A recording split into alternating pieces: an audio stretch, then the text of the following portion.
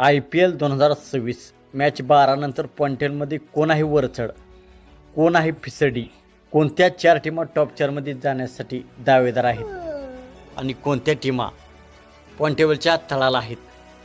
कोणाला टॉप 4मध्ये जाण्यासाठी काय करावे लागेल, काय रणनीती आखवावी लागेल, संपूर्ण पॉईंट टेबलचे समीकरण आपण या व्हिडिओमध्ये जाणून घेणार आहोत.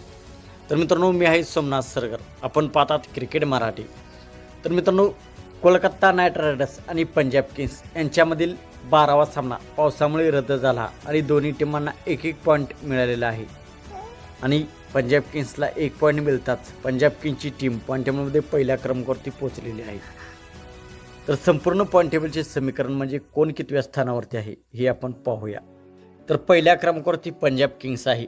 पंजाब किंग्सचे 3 सामन्यांमध्ये 2 विजय आणि 1 सामना त्यांचा पावसामुळे रद्द झालेला आहे आणि ते पहिल्या क्रमांकावरती आहेत. त्यांचे 5 पॉईंट आहेत. त्यांचे थोडक्यात पंजाब किंग्सची टीम यावर्षी खूप शानदार खेळत आहे, तर ते टॉप 4चे कंटेंडर दिसत आहेत. तर दुसऱ्या क्रमांकावरती रॉयल चॅलेंजर्स बेंगलोर, त्यांचे 2 सामन्यांमध्ये 2 विजय आणि 4 पॉईंट आहेत. ते दुसऱ्या क्रमांकावरती आहेत. त्यांचे नेट रन रेट ही खूप शानदार आहे.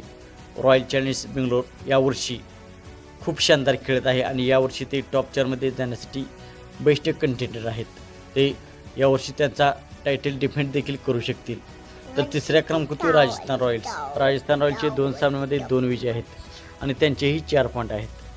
तर राजस्थान रॉयल्सची टीम वैभव सूर्यवंशी, रवींद्र जडेजा, यशस्वी जयस्वाल यावर्षी चांगल्या फॉर्ममध्ये आहेत. तर राजस्थान रॉयल्स देखील टॉप 4मध्ये जाऊ शकते. दिल्ली कॅपिटल्स ही अजून त्यांचा सामना पराभूत झालेला नाही. 2 सामन्यांमध्ये त्यांचे 2 विजय आणि त्यांचे 4 गुण आहेत. तर ते 4थ्या क्रमांकावरती आहेत. तर 5व्या क्रमांकावरती सनरायझर हैदराबाद, सनरायझर हैदराबादचे 3 सामन्यांमध्ये 1 विजय आणि 2 पराभव आहेत आणि त्यांचे 2 पॉईंट आहेत. आणि मुंबई इंडियन्स 6व्या क्रमांकावरती आहे. मुंबई इंडियन्सचे 2 सामन्यांमध्ये 1 विजय आणि 1 पराभव आणि त्यांचे 2 पॉईंट आहेत. पण मुंबई इंडियन्सची टीम सुरुवातीला सुरू खेळते, परंतु जशी टुर्नामेंट पुढे जाते तशी मुंबई इंडियन्सचे खेळाडू शानदार प्रकारे खेळतात. तर मुंबई इंडियन्स देखील टॉप 4मध्ये जाऊ शकते.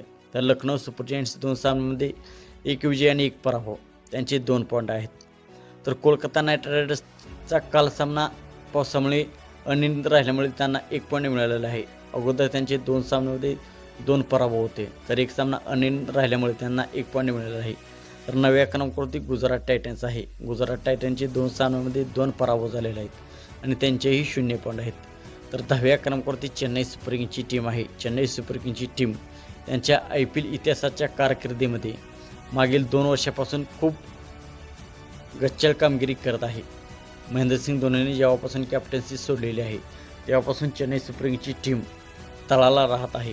तर 3 सामन्यांमध्ये 3 पराभव त्यांचे झालेले आहेत. तर चेन्नई सुपर किंग्सची टीम कमबॅक देखील करू शकते, परंतु त्यांची बॉलिंग लाईनअप खूप शानदार दिसत नाही.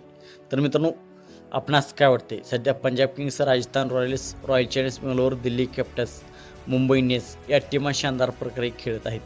तर Gujarat Titans, Chennai super Kings या टीमा गच्चाळ खेळत आहेत. तर कोणत्या 4 टीमा सेमीफायनलमध्ये जातील? आपणास काय वाटते? आपण कमेंट सेक्शनमध्ये सांगा. मित्रांनो, आपण चॅनलवरती नवीन असाल तर आमचा यूट्यूब चॅनल सबस्क्राईब करा.